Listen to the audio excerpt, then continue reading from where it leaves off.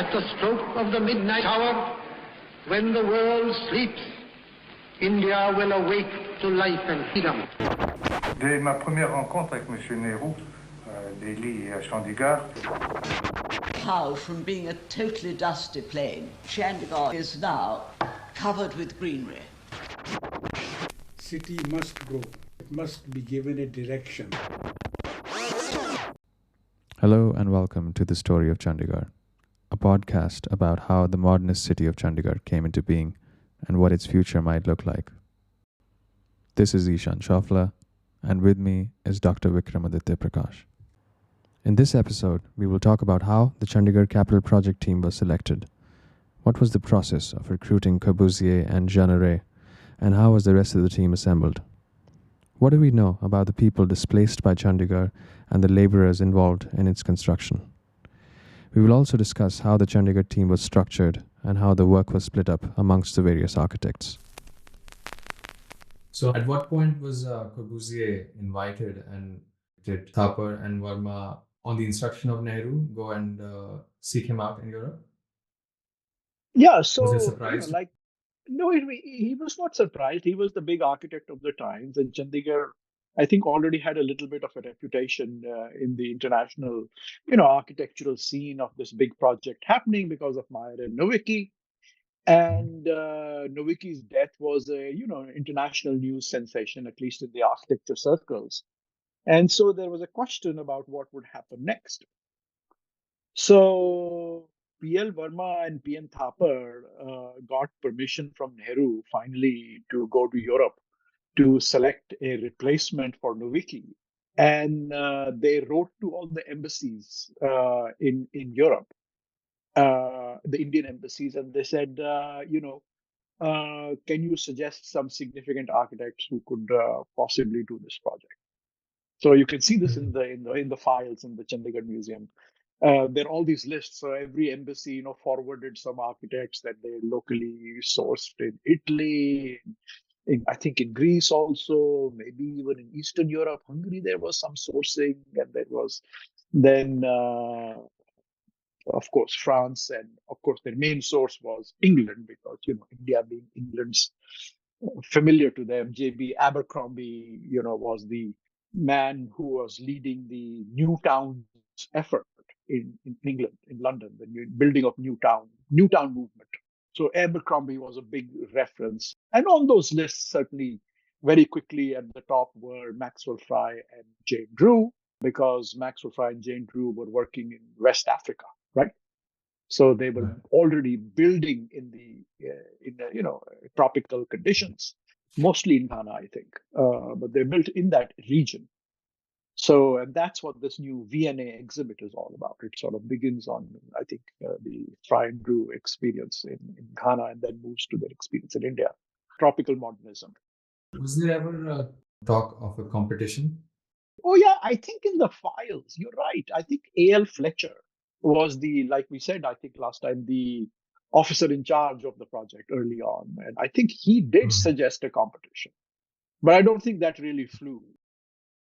And it's an interesting thing to see in the documentation, all the paperwork that had to go in for them to get permission to go to Europe, and the foreign exchange that was needed. And Nehru at one point said, can't we just find somebody locally?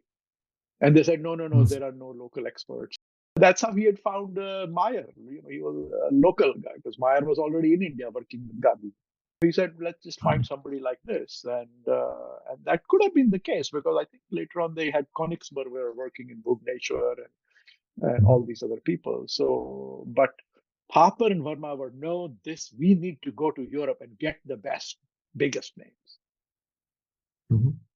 And then on the way, before they reached UK and talked to Fry and Drew, they went to Paris. And of course, Corbusier's name was on top of the list in Paris. And they went to speak to him, and he basically immediately threw them out. And he said, no, I'm not going to move to India. And he saw also the conditions of going to India were that they would have to fly Air India. And he said, no way, I don't want to kill myself. So he told them to leave. And that's when Thapar and Verma went to London and basically sat down with Maxwell Fry and Jane Drew and offered them the project. And they said, you do it. And the story goes that Jane Drew was immediately into it. She was like, yes, we have to do this. This is such a big prestige project, and this is just what we are interested in. And this works in, the Indian conditions. And Nehru was somebody they also idealized and thought was a great person. And it followed up from the African practice and so on and so forth. And she wanted to do it. And I think Maxwell Fry was much more reluctant because he was like, we just came back from West Africa and we've just set up our practice and we are doing well. So why should we do it? But they had always an ear out. Like my dad was already in Aditya Prakash. He was already in London by that time when they were looking for the architects for this project. And he had contacted Maxwell Fry and Jane Drew, and they were very supportive of him, because coming from India, they couldn't offer him a job. He had contacted them for a job, but they couldn't offer him a job, but they really helped him get a job locally. So they were very supportive of, post-colonial India. Unlike, there was a kind of a split in England at that time with respect to India. Some people were like, oh my God, they wanted independence. So, go kill yourself, be on your own. You didn't want our help and our patronage. So, and then there were others, more liberal. That was the more sort of conservative, Tory, Winston Churchill kind of strained people who said, it's your problem. You go look after yourself. But then there was the more liberal strain, Attlee strain, the labor sort of aligned people who were like, yeah, that's the best thing that could ever happen, and we are ready to help in any way we can. And certainly Maxwell Fry and Jane Drew were of that ilk. And she convinced Maxwell Fry to come along for the project. And then I think again it was Jane Drew who said to Verma and Thapar, let's go and talk to Corbusier again. So they went down to Paris again with Maxwell Fry and Jane Drew to talk to Corbusier and to try and persuade him to do the project. And they said, well, we will handle all the sort of housing and so on and so forth. But there are these big government projects, Secretariat, Assembly, etc. So and we need your general leadership. So they went down to Corbusier, then all together, and persuaded him. And he famously wrote, like he said, well, okay, I'm very interested, but he had two conditions. Number one, he said, obviously I can't move my office. So part of the contract was, number one, that they were to come to India and that they were to train the Indian staff to take over the project. So they were coming there to train and kind of set up the Indian staff, Indian architects and planners to take over the project. And second was that they were going to have to move to India and be there full time to build the project. And Maxwell Fry and Jane Drew were ready to do this.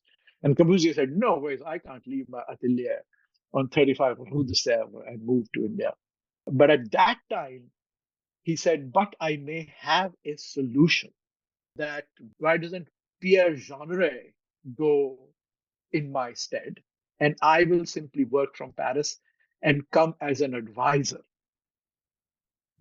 And this was a masterstroke on his part, because Pierre Jeanneret and Le Corbusier were basically estranged at this time. They were not working together anymore. You remember Jeanneret and Corbusier did all their work together until World War II. You look at all the oeuvres, the first few volumes, it's always Le Corbusier and Pierre Jeanneret as co-authors on the project. But I think, in part, I think they had a falling out over Charlotte Perriand. Maybe, I'm not sure, because Pierre Jeanneret was, sort of in love with Charlotte Perriand, and she sort of turned him down. And I think Jeanneret thought maybe Corbusier sabotaged it. But that's somewhat hearsay. I thought it was to do with the difference in political ideology during the war. But this big difference was that during World War II, Corbusier went and worked for the Vichy government, for the Nazi supporting occupation government. And Pierre was pissed off about that. And so after the war ended, he refused to work with Corbusier, and he tried to set up his own office, but Pierre Jeanneret just didn't have the clout that Le Corbusier had, and the big personality and the big voice and the big name and the big claim. So he had no work. So it was a win-win. So it was a win-win. So this way, Pierre Jeanneret could be on this project. It was a full-time job for him. And he had, Le Corbusier's Chhatrachaya, Corbusier's sort of patronage, if you like. But he didn't have to work with Corbusier day in and day out, but could do his own thing. So he called up Pierre Jeanneret and said, Pierre, I have just the thing for you. And Pierre agreed. So Pierre got added to the team. And that's how Pierre moved it to Chandigarh with Maxwell Fry and Jane Drew. And Le Corbusier was hired as the architectural advisor with the condition, I think, was that he would spend 2 months every year coming to Chandigarh. Twice a year. Twice a year, 1 month every time. And he went and asked all the local travel agents. And he said, is it safe to fly Air India? And they said, Air India is, after Air France, Air India is the best airline in the world. At that time, remember, Air India was still under JRD Tata, and was a fantastic airline, flying Lockheed's, Constellations, those planes with the 3 fins at the back and sort of the bent wing shape and the propellers, beautiful plane. Tata recently acquired Air India. That's right. So Air India has gone back to the Tatas. I think Nehru nationalized Air India in the late 50s. But at that time, in the early 50s, Tata's owned it outright. I wanted to ask, was it common at this time for, well-established global architects to work or to take up work in other countries without having to visit them? Or this was like one of the first instances of work from home? No, that's a really good question. They were already working internationally. People like Ecochard, for instance, was working in North Africa. And Corbusier was, traveling to South America and so on. And so because of colonization, the colonial economy, these Western architects, big names, were already working in the colonies or associated areas. Remember, like Lutyens had just built Delhi, right? He was the big British architect name. Herbert Baker came from South Africa and built in Delhi. And Albert Meyer, was working. And people like Charles Burley Griffith, who worked with Frank Lloyd Wright, worked on Canberra, etc., also working in India. So there was circulation. Modernists were circulating. And it wasn't just the big Western names traveling to the colonies. Everybody was traveling all around. Modernism, with its claim to universality, thought of itself as problem solving no matter what the site. That's how Maxwell Fry and Jane Drew were working in Ghana. That is my book with Maristella and Daniel Coslet on rethinking global modernism about. These were already all architects. There was sort of a global community of architects moving around, and this continued for a long time.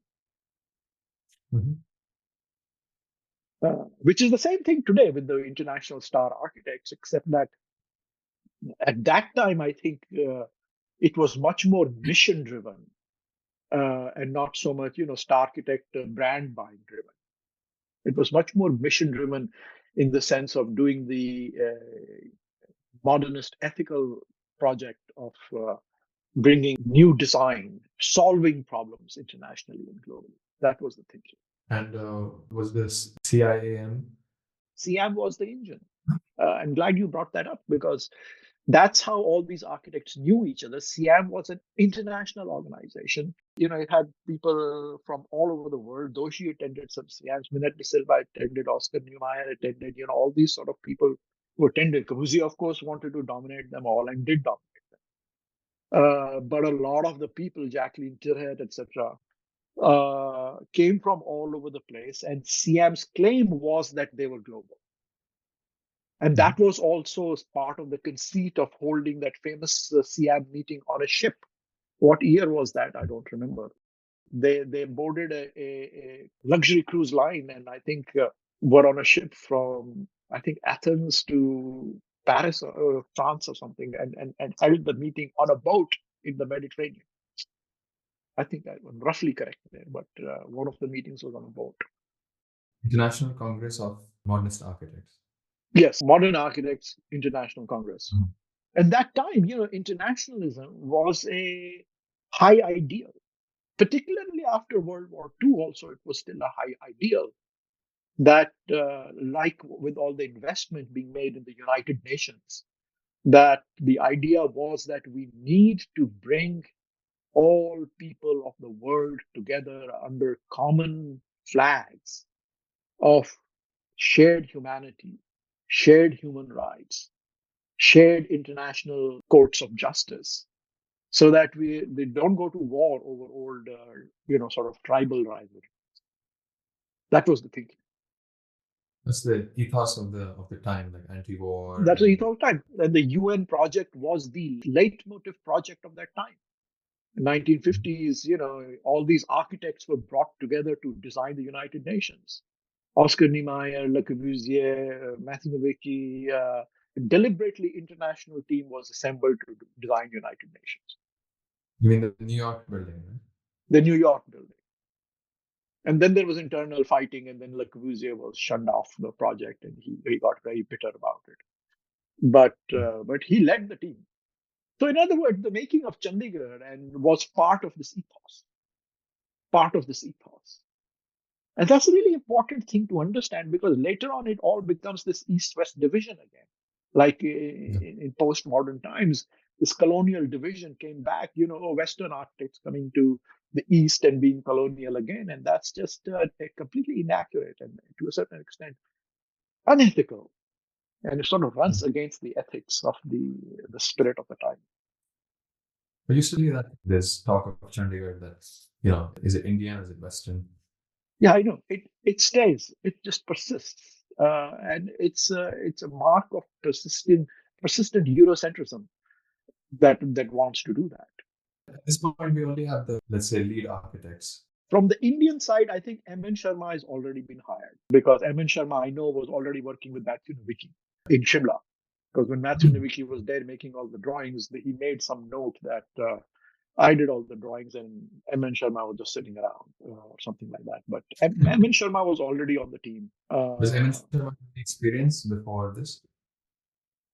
I don't know, but he had a ARIBA from the UK, I think. I'm not exactly sure, but he had a proper degree. He was qualified. Whose job was it to hire the young people? Was it the architects that are already hired, or was it, again, Thapar and Verma in charge? Well, initially, I think M.N. Sharma was hired by Thapar and Verma. But then once this team was assembled, technically all the hiring was done by the government of Punjab. I think it had to be approved by P.N. Thapar, who was the chief administrator. Every hire was approved by P.N. Thapar.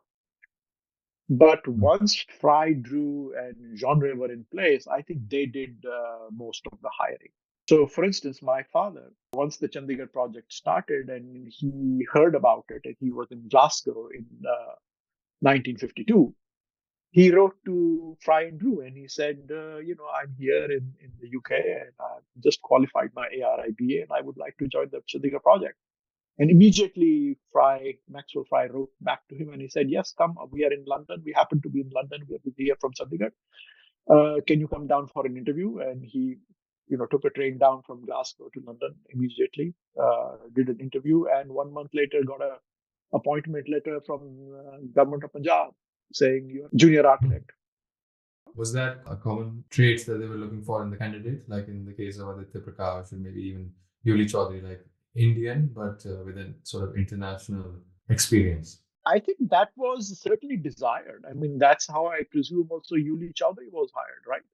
But again, the question wasn't Western education or Eastern education. They wanted the best qualified experts of the time that they could get, who would be willing to come to Chandigarh and work on it on a Indian rupee salary as salaried government employees.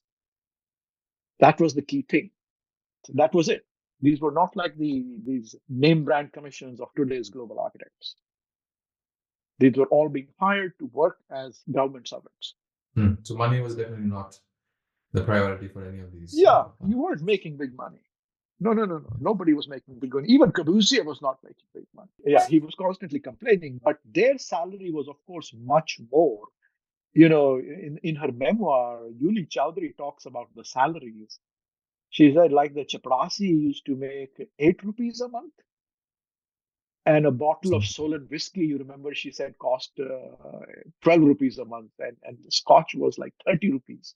30 rupees. Yeah. So they didn't think that was reasonable. And I think the architects were paid like 500 rupees or something, or 600 rupees a month, or 500 rupees, or something like that. So everybody was on salary. Was there an official congregation when the project officially started and everyone assembled in Shimla? I think in May or December of 1951. I think there were 2 visits. Corbusier's first visit, I think, was in May of 51. We'll have to look it up. But certainly in 51. By December 51, they were working. And they all gathered in Shimla, yes. That's where the first office was located. By then, Yuli Chowdhury was also hired. And she describes that office in her memoir again, that it was located in the old US Club building. Yeah, the US Club building, which had burned and had been refurbished or something like that. So they all met in the US Club building, and then they would take the train down to Chandigarh. And there was a rest house in the Chandimandir station. It was not the Chandimandir cantonment that is now. But there was a Chandimandir, there was a Chandi temple, which was located, on the path to Kalka. Near that, there was a stop, and over there was a PWD rest house. Right. And the PWD rest house was in this long form, one long building with one central room and a bunch of rooms with corridors on both sides. Very simple plans, standard British bungalow plan. And the architects would stay there in 51 and made the basic plans. And there is a fantastic description of them designing in that rest house in Chandimandir by Mulk Raj Anand in the introduction to my father's book, Chandigarh, a Presentation in Free Verse. Mulk Raj Anand, who was a great Indian modernist, novelist, and social activist, and the founder of Marg magazine, the progressive artists group, and so on and so forth in Bombay. But he was a Punjabi because being an Anand. And he used to come regularly to Punjab, and he was a big Nehru. He was big behind it. So he showed up in Chandigarh at Chandimandir to see what is happening, because he had heard of Corbusier, because Mulk Raj Anand liked to hang out with Picasso and so on. So he showed up, and he describes the scene as follows. He says, everybody was speaking in Punjabi or Hindi or British polished English, and Jeanneret spoke barely some English. Corbusier spoke no English, and they were speaking in French. There were like 4 or 5 languages being spoken. Nobody was understanding anybody else. There were all kinds of unstated hierarchies about chief engineer versus chief administrator versus Corbusier versus Indian architects versus, there was chaos in the room. And finally, Corbusier just picked up the pen and crayons and just started drawing. He said, hell with all this. I'm just going to draw. And he just started drawing. And basically, he started to redraw Meyer's plan. And people just stood around and looked, and he redid the whole plan, apparently in 2 days. He did everything. He redesigned the complete master plan in 2 days and was done. That's interesting to think of it this way. Redrew it as opposed to scratching that and starting with a blank piece of paper. He was like reinterpreting the Maya plan in his own way, like adapted it. Yes, yes. I mean, basically the same concepts, same garden city concept, same location, same idea of the capital at the north, same idea of sectors, same idea of major, hierarchical transportation system. But Corbusier basically shrunk the plan. He made it occupy less land. He made it fit between the two rivers. The Meyer plan sprawled over the entire site. He made it fit between the two rivers and made it much more compact. And he sort of clarified and straightened all the roads out. The Meyer plan had every road was curving and, kind of felt like American suburban planning. It came out of the Garden City movement, which is what all the American suburbs came out of it. So Meyer plan looks completely like a suburban development. Like what's the name of the Letchworth and New Jersey garden cities, the first garden cities that were made. Was it already anthropomorphic, the Meyer plan? Yeah, I mean, to a certain extent, I don't think Meyer described it anthropomorphically. He just described it more as a garden city plan. And Matthew Nowicki wanted to modify Meyer's plan and make it more organic. He wanted it to be much more like a leaf. And Nowicki proposed a leaf-shaped, leaf-organized master plan with, central artery and secondary arteries and tertiary artery, like completely like a leaf. But I don't think that made much progress. Corbusier stuck to the garden city concept, and I think that was expected that he's going to stick to the garden city plan. The garden city concept was put into paper by Fletcher in his original research, but Corbusier sort of cleaned it up and shrunk it. So to that extent, he stuck to his expectation. He didn't sort of throw away the Maya plan. He just sort of redid it, put his revision of it. And when was the famous photograph at the Capital Project office in Sector 19? Like how many years after this? Oh, that came much later.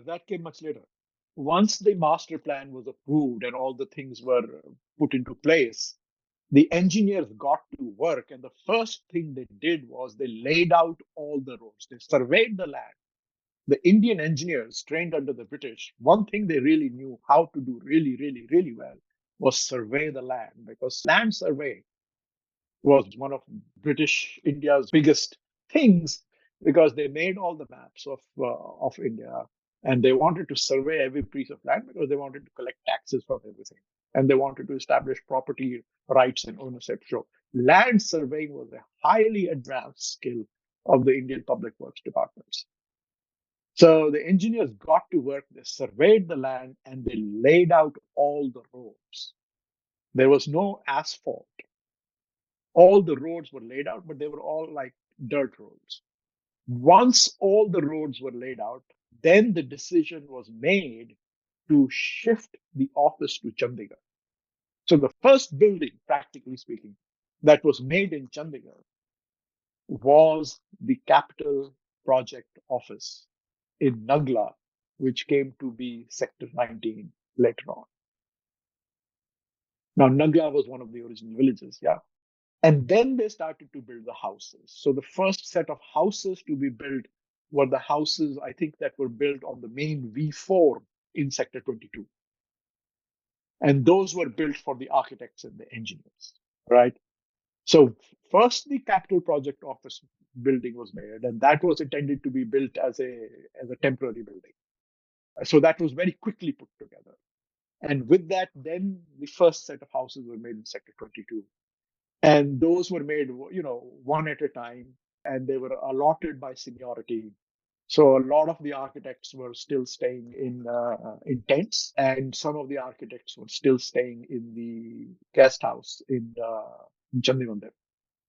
So I think Corbusier, Jeanneret, Maxwell, Jeanneret, and Yuli Chowdhury, because she was a woman, were staying in the guest house in Chandimandir. And then as the houses were made, they were allotted, started with the engineers and chief administrators and then the senior architects and so on.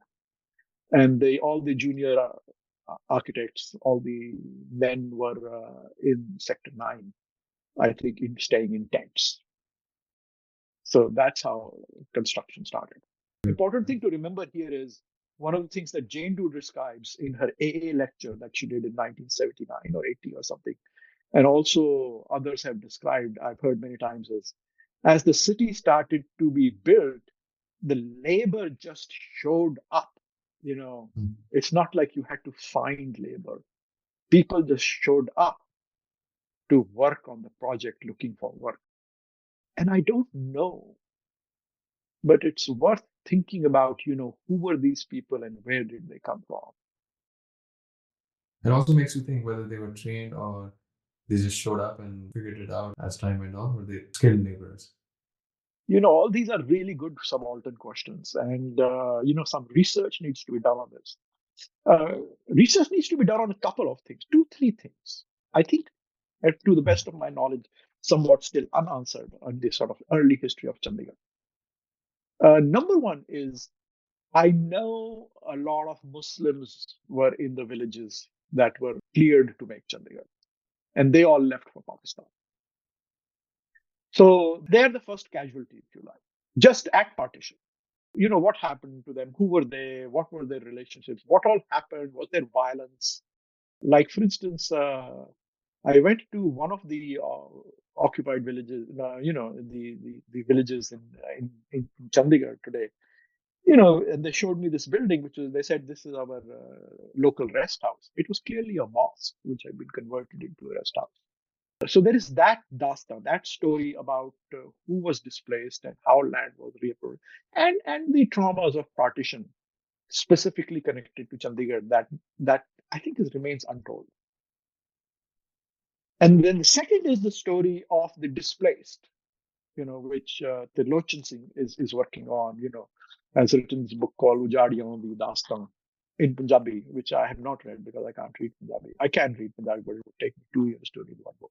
So I need somebody to read it to me. The story of who were these people, where did they go, where were they resettled? Because although they were given land for house, all their land was taken by eminent domain. It was basically appropriated, which is the reason why there is so much open land in Chandigarh, is because all that land was basically free. It was not paid for properly. So that's the second. And the third subaltern story that remains to be documented is the labor force that showed up to build Chandigarh. Famously documented in the picture of the woman, the veiled woman, carrying the concrete up the wooden ramp. Corbusier put it in the oeuvre. Who were they? Where did they come from? Were they skilled, like you were asking? But were they semi-skilled, skilled? Were they organized by foremen and so on? And how did they live? No housing was provided for any of them. No ration, nothing. They just sort of housed themselves. How did all that happen? Yeah, very undocumented, or maybe not at all documented. Not documented, as far as I know. We know exactly where the architects were sleeping and who was in which room and what they were drinking in the evenings. But we have no idea where hundreds of thousands of people building the city were sitting or sleeping. Yeah, they'd just be on their own. I don't think much has changed. Even today, they're just on their own. I remember when we were building our house, the one that you are sitting in right now. The upper stories we were building, your mother and father were building for me. We were there, and then all this roadie had to be created. The bricks had to be broken down to create infill for the road. And there were all these sort of Ramadi women or something from Rajasthan, these elaborate jewelries and beautiful ghagras. And they just showed up, and they were crushing the roadie with hammers. Where did they come from and who are they? That still happens, yeah. You see them like walking across the road without using their hands. They have these hammers balanced on their heads. Yes, absolutely. Yeah, I mean, even today, it would be worth, you should take one of your projects and just document the entire labor force. Like, who are they? Where did they come from? What are their skill sets? What do they get paid? And, just do a little forensic document of subalternity on the labor force. And there must be records somewhere in Punjab Sarkar. Dihadi it is called. Roz ki dihadi. Wage labor. Na? Dihadi to milti thi, na? So there must be names and anguta chap. What are the numbers? Who are they? How are they organized? Anyway. Hasn't Corbusier said somewhere, or I think in the Chandigarh book, actually, the Chandigarh 1953, that the laborers were the first inhabitants of the capital complex in a sense, because they were making it kind of all by themselves and figuring out all these elaborate concrete structures, how to execute them. Yeah. And they lived in them. While as construction sites, as floors got built, they would live in the buildings. Mm-hmm. Like they do even today. I remember the labor a lot of them were living in our house upstairs when they were constructing it. Like they were asleep right there. Yeah. Yeah, they're very ad hoc about how to set it up, what becomes a bed, how to recycle the building materials to appropriate them to the different needs. That's right. And Corbusier was completely charmed by the idea that he said Indians carry their beds on their head, which is to say they carry their bedroom on their head, which is to say they carry their house on their head. Right. Because they just put the charpai on their head and they walk. And then whichever site they have to go to, they put the charpai down. Now they're at home. Hmm. And then you make a little wooden chula and you gather some, I'm caricaturing. Obviously, I don't really know how all this works. But there was this sort of immense versatility to their life, which Corbusier later on was going to be absolutely fascinated by. Like, how do they do it? So, Pierre Jeanneret basically designed the Sector 19 office, and they started to work in there, which was, had a central entry porch. And on the one side, there were all the offices of the architects, all the senior architects, starting with Pierre Jeanneret, Maxwell Fry, Jane Drew. And in the end, on that left-hand side was the big room, big seminar room, which is where Corbusier would work when he would come and sort of hold court. And then on the other side were the offices of the junior architects, all the Indian junior architects. And at the end of that was the big drafting room, where all the draftsmen were. That's where all the final drawings were done. And these were on drawing boards or on the floor? All drawing boards. All drawing boards. Yes. All drafting boards and standard T-squares and set squares and protractors and so on. They used to work non-stop. They worked 7 days a week. Jane Drew describes that basically they would hold class in the evenings. Every day in the evenings, they would be teaching how to make the drawings. They would be running classes in the evening, and then they would get to work. And Jane Drew was very good at that. She was really reached out and tried to get the training done. Maxwell Fry would just get frustrated and he would say, forget it. I will just make the entire drawing myself. So whenever he was assigned a project, he'd just get to work himself. He'd say, I'll make all the drawings. And he would just do it. That's basically how the work started to be done. And this is about when my father was also hired, I think in September of 52. I think he joined in September 52 or October 52. So the junior architects, including your father, they were hired sort of not in one go, as I understand. They were gradually added. That's right. They were just added one after the other as they sort of showed up and became available. So when my dad showed up, BP Mathur, A.R. Prabhavalkar, all these people were already hired. Yuli Chaudhary, Lamba, Dete. But not all of them had foreign training. BP Mathur, I don't think did. But my dad knew BP Mathur from his time in the Delhi Polytechnic, when they were both sort of working towards an architecture degree. My father left the Delhi Polytechnic and went to London to get a ARIBA. BP Mathur stayed. And then when he qualified, he came to Chandigarh and joined the project. So the master plan is laid out already by Corbusier, and now the job is to fill in all the institutions, housing, commercial buildings, everything. So this process of delegation of Who does what? How did that happen? Well, yeah, I think basically the senior architects divided it. So obviously the Capitol buildings and the big public buildings in the government museum complex were Corbusier. And then after that, the first thing that had to be done were the housing. And the housing was just divided amongst all the senior architects. So, 16 types of housing had to be done, right? As per the brief, based on the salary scales of the government employees. And those were basically divided between the architects. And you see in the house types, there is like type 4D or type 4J and type 4F. That means Jeanneret, Fry, or Brew. Who was the leader on that? So primarily these three designed the housing. Well, they started and they did the first set. And then each one of them was assigned an Indian junior architect to work with them on their projects. And the idea was that they would train the junior architect and slowly start passing projects to the junior architects to do themselves. What about the institutional projects? And then the institutional buildings started to show up, and then they would divide those also amongst themselves, working with their junior architects. So Jeanneret, Fry, and Drew. So Fry, for instance, started working on the press building. Drew started working on the general hospital, or what was known as the maternity hospital in Sector 22. Then the hospital in Sector 16. And Jeanneret started working on the state buildings in Sector 17. After the housing was done and the major sort of government buildings were done, then the university and the educational buildings were made.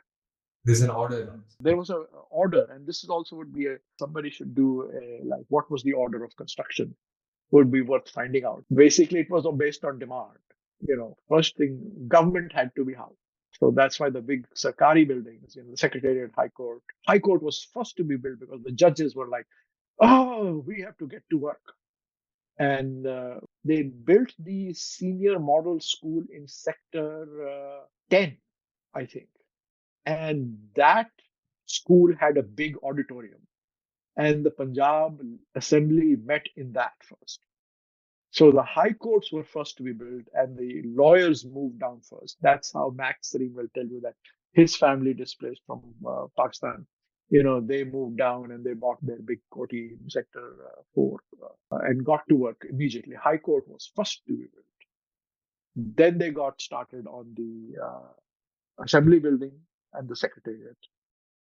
And the Secretariat, I think that may have also been functioning out of the school in Sector 10. And then the MLA hostels, etc., had to be built. Jeanneret took on the MLA hostels, all the legislative buildings.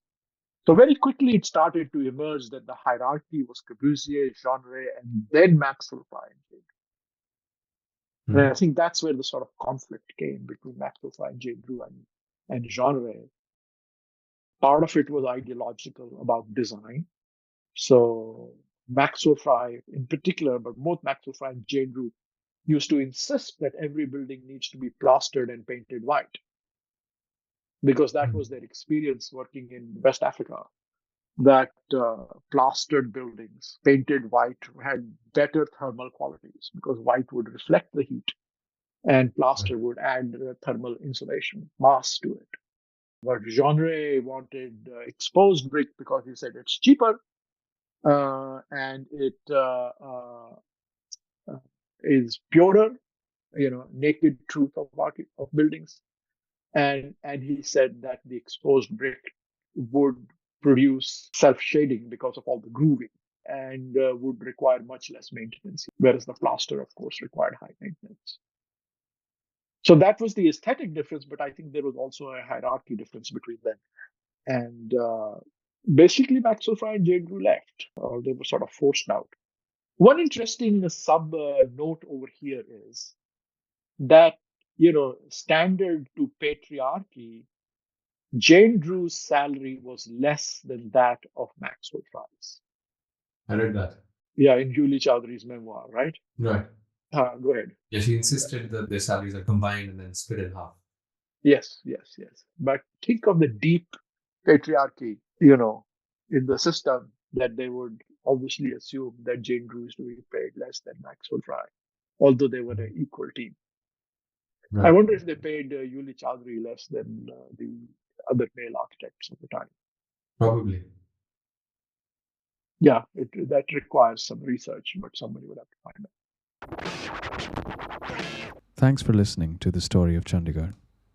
This is your host and producer, Ishan Chofla. If you have any questions, comments, or suggestions, you can email us at storyofchandigarh@gmail.com.